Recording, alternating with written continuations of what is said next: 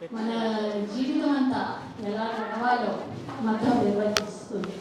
పుట్టిన దగ్గర నుంచి చనిపోయేదాకా పుట్టడానికే ఒక పెద్ద పోరాటం చేయాల్సి వస్తుంది. మన పాపులేషన్లో ఉమెన్ పాపులేషన్ తగ్గిపోతూ ఉన్నారు. దానికి చట్టాలు చేస్తూనే ఉన్నామండి. అయినా కానీ చట్టాల వల్ల ఉపయోగం ఉండట్లేదు. ఎడ్యుకేట్ చేయాల్సిన బాధ్యత జర్నలిస్ట్గా మీ అందరి మీద ఉంది. సెక్స్ డిటర్మినేషన్ టెస్ట్ చేయించుకోకూడదు. చేయించుకున్నా కూడా వాటిని వాళ్ళ ఇంట్లో పరిస్థితులు వాళ్ళని కావాలని ఏమి వాషన్స్ చేయించుకుంటారని కూడా నేను అనుకోను. వాళ్ళ ఇంట్లో వాళ్ళకు అలా చేయించుకోవడానికి వాళ్ళని పరిస్థితులు క్రియేట్ చేస్తున్నారు. ఆ క్రియేట్ చేసే ఆ వాతావరణం మారవలసిన అవసరం ఉంది. ముఖ్యంగా పెళ్ళిళ్ళలో కట్నాలు మనకి చాలా వెనక్కి లాగుతున్నాయి. పెళ్ళి ఖర్చులు పుట్టిన దగ్గర నుంచి మన తల్లిదండ్రులు దానికోసమే సంపాదన అంతా దాచిపెడుతూ ఉంటారు. సామాన్లన్నీ చేరుస్తుంటారు. స్టీల్ సామాన్ల దగ్గర నుంచి, నగల దగ్గర నుంచి, చీరల దగ్గర నుంచి పెళ్ళి అయితే ఇంత ఖర్చు పెట్టాలి, ఇంత అవసరం అవుతుంది, అల్లుడికి ఇంత కట్నం ఇవ్వాలి, వాళ్ళకి ఇవి ఇవ్వాలి, అవి ఇవ్వాలి అని. ఆ ఖర్చుల్లో ఒక్క ఖర్చు అయినా అమ్మాయికి ఉపయోగపడేది ఉందా? అమ్మాయికి ఉపయోగపడే ఖర్చు ఒక్క పైసా కూడా ఉన్నట్లా. అవన్నీ 10 మంది తినడానికో 10 మందికి ఆడంబరానికి చూపించుకోవడానికో పనికొస్తున్నాయి తప్పితే అది అమ్మాయి భవిష్యత్తుకి ఏమాత్రం ఉపయోగపడట్లా. అందుకని ఇన్వెస్ట్ దేంట్లో చేయాలి? మన ప్రయారిటీస్ డిసైడ్ చేసుకోవాలి. వాళ్ళ ఎడ్యుకేషన్ మీద ఇన్వెస్ట్ చేయాలి, అంతేగాని పెళ్ళిళ్ళ మీద ఇన్వెస్ట్ చేయబాకండి. సరైన అబ్బాయిని ఎంచుకోవడంలో సరైన నిర్ణయం తీసుకోండి. జస్ట్ కేవలం అబ్బాయి ఉద్యోగమో వ్యాపారమో వాళ్ళ వెనకాల ఉండే సంపాదన అది మాత్రమే చూడకూడదు.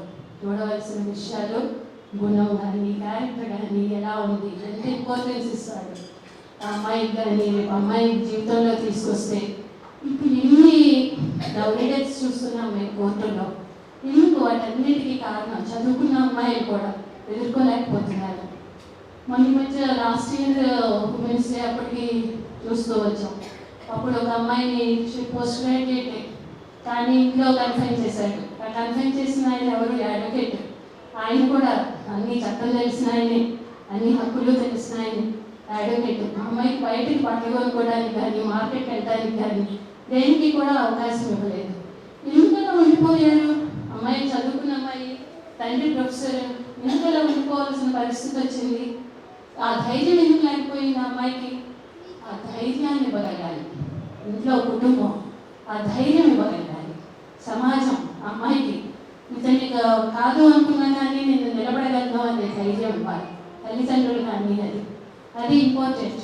మనకి పిల్లలకి నేర్పించుకోవాల్సింది. మనం ముఖ్యంగా నాకు కూడా ఇందాక శారద గారు అన్నట్లుగానే ఉమెన్స్ డే అన్నది కేవలం స్త్రీల మధ్య జరుపుకోవడం నాకు అస్సలు ఇష్టం లేదు. ఎందుకంటే ఉమెన్స్ డే సెలబ్రేట్ చేయవలసింది పురుషులు. మన అచీవ్మెంట్స్ని వాళ్ళు సెలబ్రేట్ చేయాలి, ఈ బయటకు రావడాన్ని వాళ్ళు ఎంకరేజ్ చేయాలి. ఇదేదో స్త్రీల ప్రత్యేకమైన కార్యక్రమం వాళ్ళని చేసుకొని బండి అని అనుకునే యాటిట్యూడే నాకు కరెక్ట్గా అనిపించదు. ఉమెన్స్ డే ఉమెన్ మధ్య మాత్రమే జరిగితే నాకు యాక్చువల్గా వెళ్ళడానికి ఇంత ఇష్టం ఉండదు. అయినా కూడా ఇట్స్ పార్ట్ ఆఫ్ ఫన్ అనుకోని మనం కూడా ఒక టైం, కానీ మనం కూడా మాత్రమే చేయగలిగిన పనులు మనం చేయగలిగినవి కొన్ని ఉన్నాయి. ఇవన్నీ అడ్డం వచ్చిన మతాలు, ఆచారాలు, సాంప్రదాయాలు, ఇంట్లో పెద్దవాళ్ళు ఏవి అడ్డం వచ్చినా మనం చేయగలిగిన పని మన పిల్లల్ని, మగపిల్లల్ని సక్రమంగా పెంచడం మన ఇంట్లో మన చేతుల్లో ఉన్న పని. మన మగపిల్లల్ని, ఆడపిల్లల్ని కూడా సక్రమంగా పెంచి వాళ్ళకి సరైన విద్యని, ధైర్యాన్ని, జ్ఞానాన్ని ఇవ్వగలిగితే ఒక కొత్త ప్రపంచాన్ని మనమే క్రియేట్ చేయొచ్చు, మనమే మార్పు తీసుకురావచ్చు.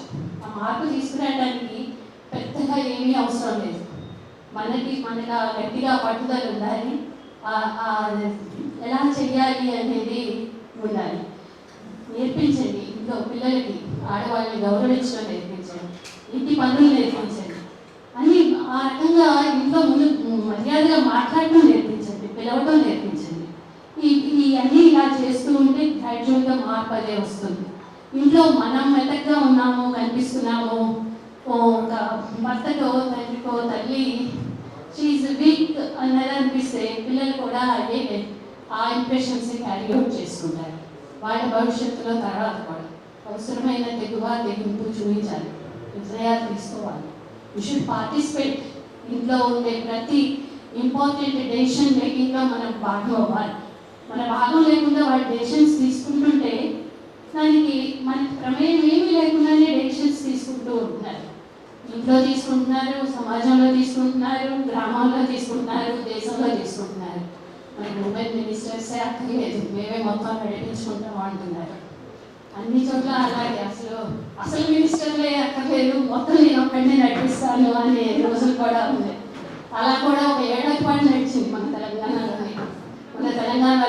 ఎవరు అక్కర్లేదు, మేము ఒక్కడమే నడిపించుకుంటామని. కానీ ఇంట్లో అలా సాధ్యమవుతుందా? వాళ్ళు ఒక్కడే నడిపించగలుగుతారా?